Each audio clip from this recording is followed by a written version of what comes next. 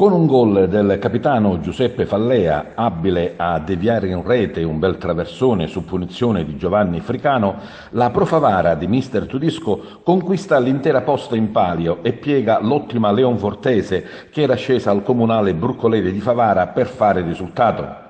La Pro Favara centra la seconda vittoria consecutiva e cerca di dimenticare la falsa partenza del campionato. La zambata vincente del capitano fa esultare la tribuna.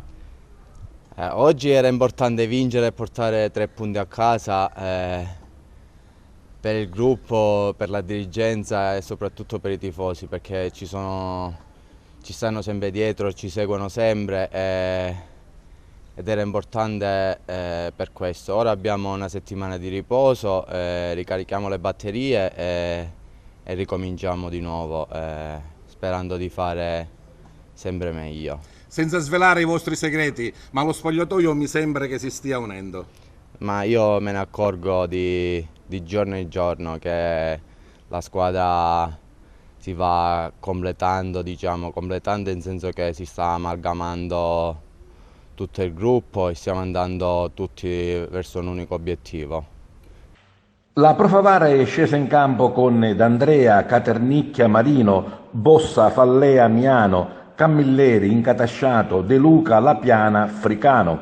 Di contro la Leonfortese ha schierato Tabascio, Di Perna, Lopez, Russo, Bello, Mannino, Caputa, Lentini, Francese, Girgenti, Meta. Ha arbitrato l'incontro l'arbitro Patti di Palermo. Partita che vede gli ospiti dominare nel primo tempo con azioni che però non arrivano quasi mai in porta. La Leonfortese è ben disposta in campo e ha affrontato i padroni di casa giocando un buon calcio. Mister Catania, un primo tempo giocato bene, per non dire benissimo, un secondo tempo un po' in sofferenza e poi è arrivato il gol della Pro Favara. Credo che abbiamo fatto una buona partita, abbiamo avuto delle occasioni limpide che purtroppo non abbiamo sfruttato, poi è chiaro che l'ennesimo episodio in questo momento ci condanna più del dovuto. Credo che oggi non posso rimproverare nulla ai ragazzi, abbiamo fatto una buona partita contro una squadra forte e lo sapevamo, però credo che non ci hanno mai impensierito, togliendo gli ultimi 5 minuti quando poi siamo sbilanciati in avanti. Io poi accetto anche le critiche da parte dei giornalisti. Non credo che negli 80 minuti, 85 minuti, se c'è una squadra che ha avuto le occasioni nette e pulite, abbiamo avuto una noi il primo tempo con Lentini, una il secondo tempo con Girgenti. Alla fine il mio portiere non credo che abbia fatto grandi parate, non le ha fatte nemmeno il suo, perché noi la palla l'abbiamo portato fuori, per carità, ma non è una addossare responsabilità. Dispiace perché dopo una prestazione del genere avremmo voluto portare a casa qualche punto e invece ci torniamo a casa a mani vuote. Comunque, alla fine doppio applauso, i giocatori verso i tifosi verso la squadra. Respiriamo un po', mister.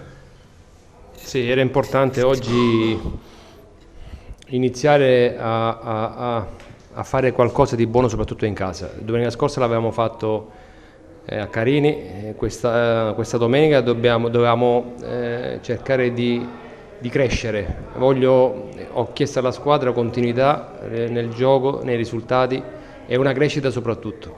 Oggi a sprazzi, soprattutto nel secondo tempo, la squadra ha fatto delle cose importanti dove dobbiamo andare comunque a lavorare.